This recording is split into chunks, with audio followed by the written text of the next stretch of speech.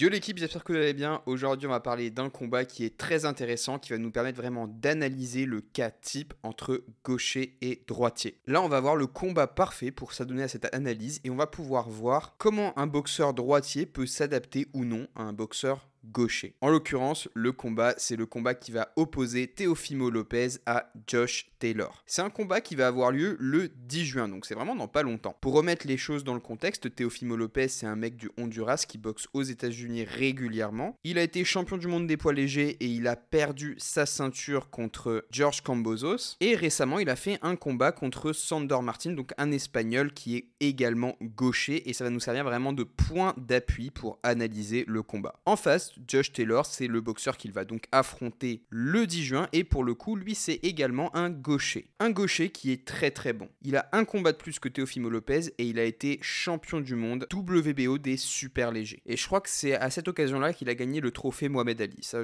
corrigez-moi dans l'espace des commentaires, je ne sais plus exactement si c'est le cas. Quoi qu'il en soit, au niveau de sa boxe, il pose énormément de problèmes à tous les boxeurs parce qu'en fait, il est vraiment très difficile à cerner. Il arrive à mettre la pression à peu près à toutes les distances et il se tient à chaque fois à la distance idéale pour donner des coups. Et moi, honnêtement, je pense qu'il va poser énormément de problèmes à Teofimo Lopez et pourquoi pas le battre. Pourquoi ? Parce que dans le combat contre Sandor Martinez, c'est vraiment l'exemple parfait de ce que peut faire Lopez contre un gaucher. Déjà, Lopez, il a vraiment du mal avec tous les boxeurs qui lui mettent vraiment le bras avant de manière constante pour le faire travailler. Vulgairement parlant, ils l'endorment avec leur bras avant. Et déjà, c'est quelque chose qu'il a du mal à gérer quand il est face à un droitier, alors quand il est face à un gaucher, c'est une autre paire de manches. Et ça, Sandor Martinez l'a bien exploité dans son combat. Lopez, il a quelques défauts. Il a tendance à se jeter quand il n'arrive pas à toucher, et parfois, surtout, son bras arrière descend. Quand il envoie un coup, son bras arrière a tendance à être en bas. Et pour le coup, il se fait contrer extrêmement facilement par des boxeurs qui sont techniques. Sandor Martinez, il a extrêmement bien exploité la faille puisqu'il recule et sur un droit, il le cueille en train de se jeter. Et en fait, ça c'est quelque chose qui aboutit par le fait de l'endormir petit à petit avec le bras avant, donc la droite,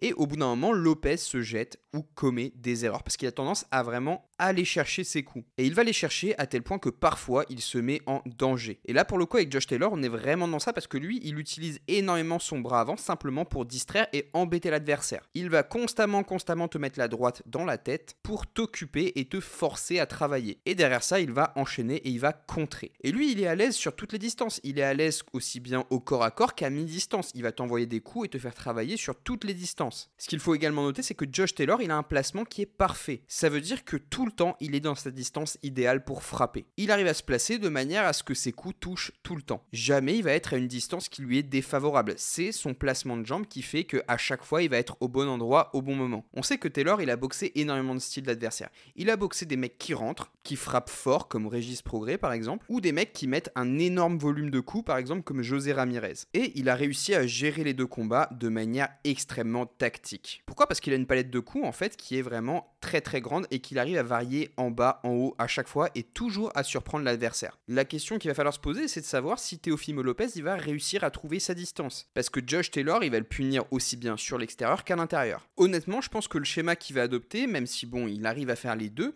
c'est qu'il va quand même boxer Lopez à distance. Lopez, il est pas du tout à l'aise à distance, donc le seul moyen qu'il aurait de gratter des points ou de gagner pourquoi pas par KO, ce serait d'arriver à casser la distance et d'imposer son physique. Parce que physiquement, Lopez c'est une marmule, il envoie des pralines, c'est d'une violence incommensurable. Même si je n'exclus pas la faculté qu'aurait Josh Taylor à trouver des trous dans l'attaque de Teofimo Lopez à mi-distance, au corps à corps, je pense honnêtement qu'il va essayer de réserver le corps à corps vraiment sur les derniers rounds quand il aura plus forcément beaucoup de jus dans les jambes. Au contraire, je pense qu'il va essayer d'adopter une logique un peu comme Sandor Martinez a fait, c'est-à-dire le boxer techniquement et peut-être même exploiter encore plus les ouvertures qu'il va trouver. Il va très certainement utiliser son bras avant pour forcer Lopez à commettre des erreurs. Une fois qu'il aura commis les erreurs, pam, il va contrer derrière et il va utiliser son jeu de jambes pour le mettre dans le vent. Même chose qu'ont fait Sandor Martin et Lomachenko. Lomachenko, c'est exactement ce qu'il a fait. Lomachenko, comme il a vu qu'il n'arrivait pas à faire le forcing avec Lopez, il a tourné autour du ring. Il n'a pas forcément pris toutes les chances qu'il aurait pu prendre,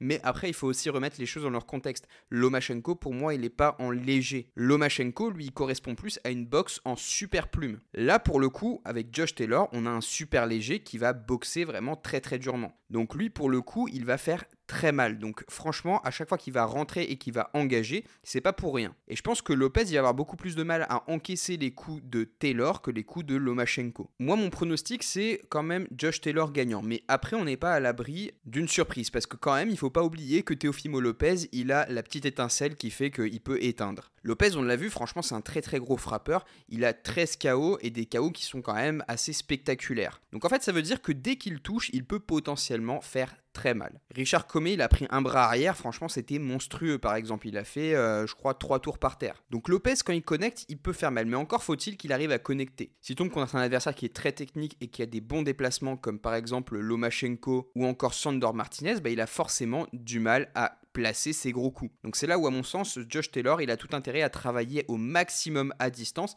et à forcer Teofimo Lopez à attaquer pour le contrer. Lopez il n'est pas du genre non plus à être extrêmement patient, donc au bout d'un moment il va forcément commettre une erreur comme il l'a fait par le passé. Et contre des bons boxeurs qui ont l'œil, forcément il capitalise directement sur les erreurs. Dans les derniers combats on peut voir que la défense de Lopez, certes si on la voit sur YouTube, sur Instagram etc, on se voit que c'est un truc de fou.